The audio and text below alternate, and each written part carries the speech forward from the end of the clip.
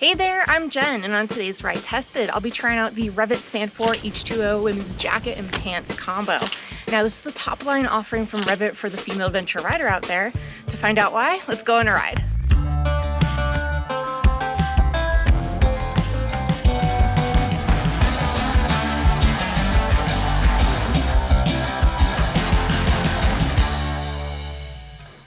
Alright, so here's your 360 view of the REV'IT Stand For H20 women's jacket and pants combo. Just want to give you a nice look at the silhouette. It has kind of a flare, it has that drop tail for your adventure riding, keeping the elements out. Strike a side post, you can see it in action here on the side. Yeah, a ton of adjusters. You've got a waist cincher belt, you've got a bunch of adjustments here in the sleeve as well. So a lot of fine tuning you can do in both these jacket and pants.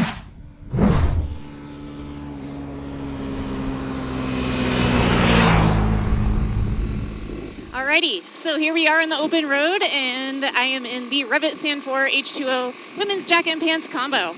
So you might notice right now I've got a bunch of vents open, and that's because we're in 90-degree weather here in Southern California, and so we're definitely putting to test right now the summer capabilities of this kit. So far, I'm pretty pleased, I gotta admit. So I really like about this jacket, it has this huge mesh gusset right behind the main entry zipper, and it just rushes the air right in. It is such a nice feature. So this is definitely a big plus when it comes to the hot weather.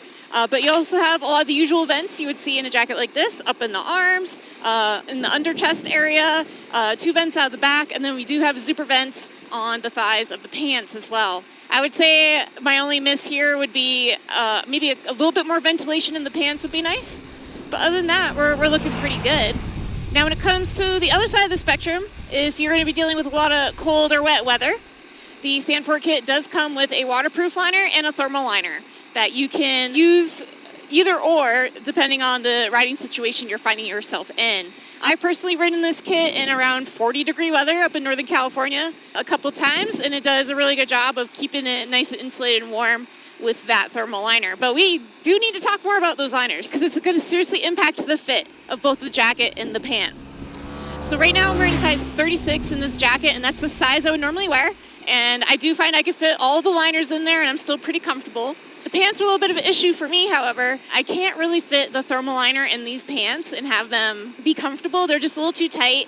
You know, I could get them on, and they look good standing around, but as soon as I get on the motorcycle, they're really uncomfortable. So I normally don't use the thermal liner in the pant. I tried to go one size up, and I felt they fit a little bit too much like snowboard pants. They're like really big and baggy. So I've stuck with my usual size, and I just have, I have my own collection of insulating Under Armour and all that stuff that I wear. So I just use that instead of the thermal liner that comes with these pants. Now, if you're a rider that you know you're going to be in a lot of cold weather, you intend on using those thermal liners, my recommendation is go ahead and go one size up in both the pant and the jacket to make sure you have plenty of room for that. Also in the jacket, don't forget, if you're going to add in a back protector, that takes up some room too. So you just might want to take a closer look at that sizing chart, consider how often you're going to wear those liners, if you have your own insulating liners you want to wear, etc. And just make a judgment call from there, like what size is going to fit you best. But when it comes to overall cut and pattern and fit of this kit, me and all my girlfriends I've talked to that ride, we've all been really impressed at how this kit fits so many different body types and so many different size riders. And there's a lot of adjustments that help make that happen. I would say overall the cut and pattern of this jacket, it's a little bit of an hourglass, so it has like a little bit more room in the bust area, but then you can use the waist cincher belt to like really fine tune the fit to your natural waistline, which is really nice, and it creates a flattering look across a lot of different body types. And it's got a nice little flare at the hem of the jacket. So not only is that nice for the drop tail, and it covers the back of the pants really well and keeps the elements out, but if you're a rider that has slightly larger hips, that nice flare out is going to help accommodate that a bit better than other jackets. And again, like REV'IT's a European brand. Normally it's super tailored and slender in the pant. From all the friends I've talked to, and for myself included, we found plenty of room in the thigh area to accommodate a lot of different body types. So all good things to consider when you are taking a closer look at the Stand For.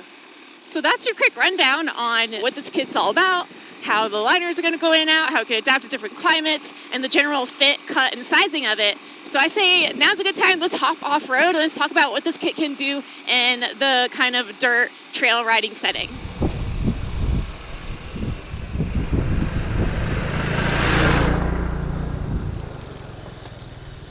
does come with CE Level 2 C-Soft armor and the shoulder, elbows, hips, and knees. And it does meet CE AA abrasion resistance ratings with that ripstop nylon main construction material. It does have that pocket if you want to add in a back protector, which is always a good idea.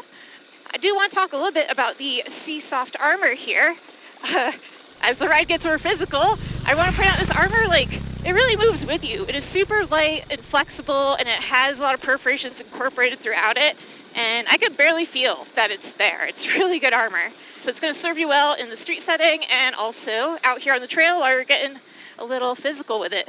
Another safety aspect I do like about this kit is there's a lot of use of reflective pieces on the jacket and on the pants. So you'll be seen pretty well at night when some lights flash on you. But it's not overdone, it doesn't take over the whole kit, and it's not some high-vis crazy color. It's just subtle but effective. I do want to comment on some of the pocket situation here on this kit. Most of the pockets have this really neat kind of fold over and zip down kind of system, and it's really effective at keeping out a lot of the elements, whether it's dust or moisture or whatever. My only problem is I find the pocket entryways are just a little too tight and small.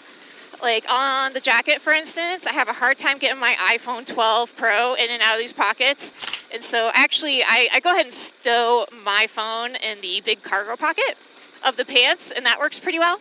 And then, wallet, cards, money, all that jazz will fit okay up here in the jacket. I do want to talk a little bit about you hardcore off-road, single-track kind of adventure rider out there, and maybe you want to put some knee braces in the 7/4 pant. I personally ride in the K8 pod knee braces, and they do fit in these pants. I've put them in here and ridden in them that way.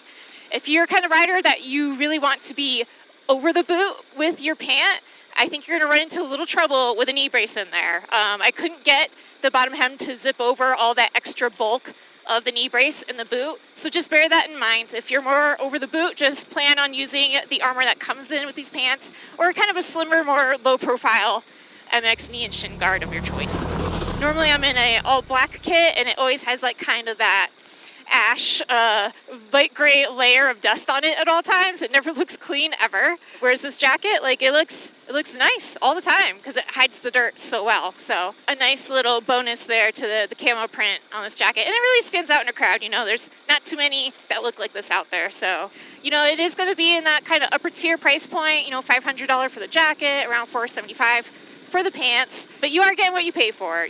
This is a 4 seasons on-road, off-road kit for that long around-the-world trip you might want to be taking one day, and it's going to last you a long time. It's super durable. Obviously, REV'IT has an incredible reputation, and the fit and adjustability of this kit means it's going to keep adapting and changing with you in the ride. So I hope you enjoyed this little ride here on the street and on the trails in the REV'IT Sanfor H20 women's jacket and pant combo. If you want to know more about this kit, head on over to our product page. You can see the studio video, and you can read some reviews from riders like yourself as well. All right, well, I appreciate you coming on the ride with me. I'm Jen. Keep it on 2.